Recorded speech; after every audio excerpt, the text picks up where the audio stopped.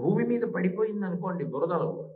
అప్పుడు ఆ బురద అంటుకున్న తామర పువ్వు ఎలా ఉంటుందో, ఆయన పాదం కింద ఉన్న భూమి, ఆయన పాదం తామర పువ్వు అయితే దానికి అట్టుకున్న బురదలా మొత్తం భూమి అంతటిని ఆయన పాదం కప్పేసింది. అలా కప్పింది కాబట్టి భూమికి లక్ష్మీ కటాక్షం వచ్చిందన్నారు. అశ్వక్రాంతే రథక్రాంతే విష్ణుక్రాంతే వసుంధర.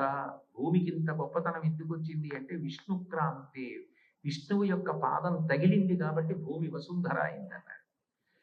అట్లా భూమిని కొలిచారు. ఒకటి మీద దమ్మి కొదివిన దేటినా వెలిసే మిన్ను నృప త్రివిక్రమ. త్రివిక్రముడు అంటే అలా పెరిగిపోయినవాడు. ఆకాశం ఎలా ఉంది అంటే ఆ పైన పెట్టిన పాదం మీద ఒక తుమ్మిద వాలితే ఎలా ఉంటుందో అలా ఉంది ఆకాశం.